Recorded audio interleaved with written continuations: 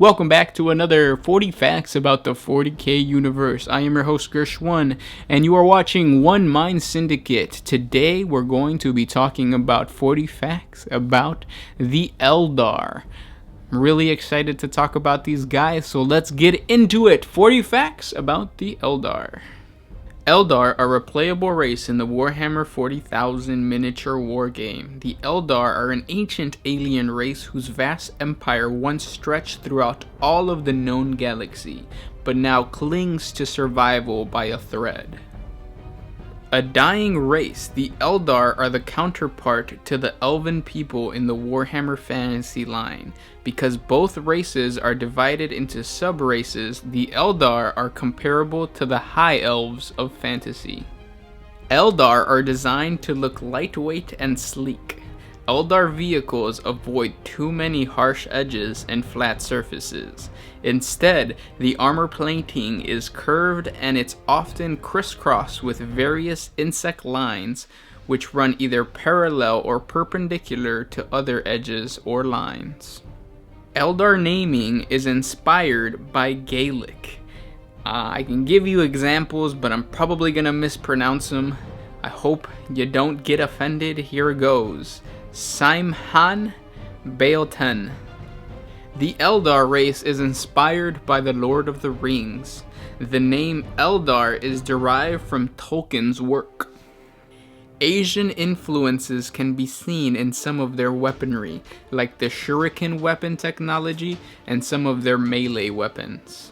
Some Eldar designs show influence from the Renaissance, most visible in some of their weapons and fighting styles, which look like ballets of death. Eldar seers are influenced by Arabic nobility, both in appearance and mythological powers. When using the term Eldar, it is most common to be talking about the craft world Eldar, which we will be discussing today. But there is a schism between the race, creating Dark Eldar and the Harlequins. But all three races are Eldar. Eldar stand taller than a man, with longer, cleaner limbs. Their skin is pale and unblemished, and their faces are very symmetrical. The Eldar heart beats twice as fast as that of a human, and their minds race through possibility and process emotions so fast that even the so-called geniuses of the human history appear dull in comparison.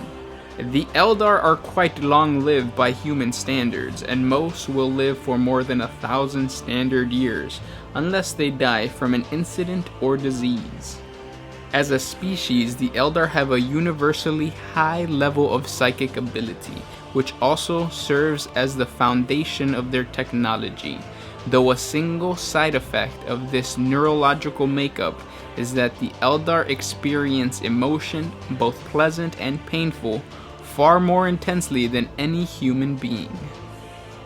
Eldar show up more intensely upon the warp as opposed to other races. Some Eldar believe that unlike humans, they do not evolve from mammals, but rather something much grander.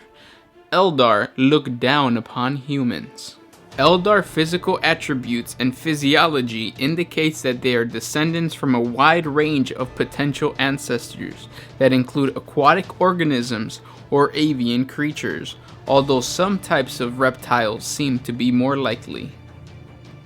The Eldar race was said to have been created by the ancient race known as the Old Ones. Their purpose was to fight the Necron race. For more information on the Necrons and the Old Ones, please check out our 40 facts about both races. Despite their current humanoid appearance, the Eldar ancestors may not have had heads or even an upright body. It wasn't until they were genetically altered by the Old Ones that they became what they are today. So they could have been slugs. Who knows?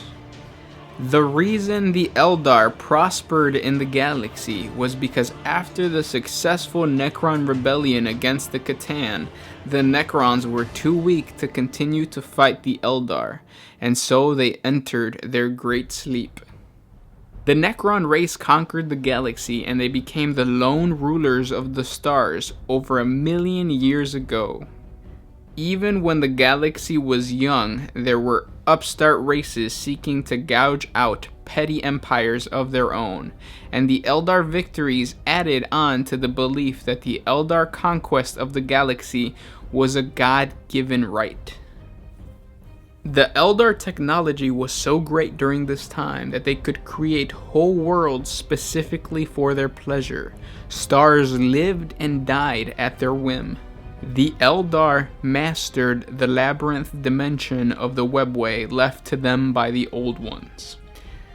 The webway is a conduit that allows its master to travel at will without risking the fickle tides of the warp. The webway allowed the Eldar to expand their realms into the furthest corners of reality and learn much of the universe that had been once lost.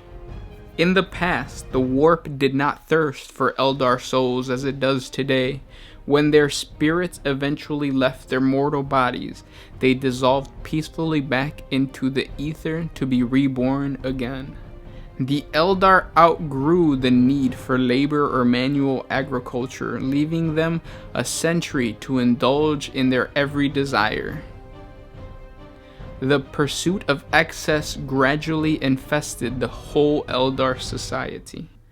Sects called pleasure cults were formed, dedicated to achieving the highest level of hedonistic sensation, and their ceremonies and practices became ever more wild, eventually devolving into violence against one another and even the ritual sacrifice of their own kind. Many of the Eldar grew unease with the actions of their comrades, and the wisest of seers warned that their path could lead only to evil and suffering for the entire species. The Eldar became increasingly divided. Those who saw the foulness that corrupted their people for what it was became known as Exudates. Exudates fled the Empire and created colony worlds on the fringes of the Eldar Empire. More and more Eldar left the core of the Empire, and the colonies grew to great world ships called craft worlds. Even though many left the core of the Empire, even more continued to glut themselves on the pursuit of their desires. As the moral corruption of the Eldar race tightened its stronghold, the reflection of all of these intense feelings began to coalesce. While this debauchery would have been destructive with any society, it was even more damaging for the Eldar because of their powerful psychic abilities. The effects produced a terrible warp storm that defined humanity's age of strife and made all interstellar travel and communications impossible for the human colonies of their period. Eventually, this growing mass of negative psychic energy came into a life of its own, and came to consciousness over 10,000 years ago at the end of the Age of Strife. The chaos god Slaanesh was born. The psychic screams of Slaanesh's birth tore the soul from all Eldar within 1,000 light years of it, spraying only those sheltered in the wraithbone holes of the craft worlds. Countless billions of Eldar screamed aloud and fell dead. The spirits of the Eldar were no longer reborn, but consumed and devoured. Though the psychic shockwave focused upon the Eldar, billions of humans, orcs, and creatures from other races were obliterated as well.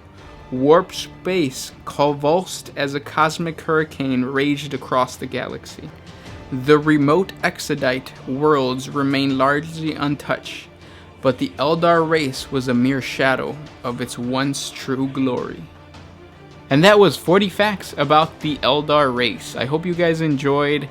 It's kind of left you off at a very bad point for Eldar. Eldar are basically destroyed, and it's sad. But the part 2 is going to explain what's going on after the birth of Slaanesh. And of course, go to our channel, subscribe to get that part 2. And we also have a Dark Eldar lore video already up, so you can check that out if you want to. Thank you so much for listening. I hope your painting is going splendidly. and I'll catch you in the next one. This was Gersh1 with One Mind Syndicate, signing out.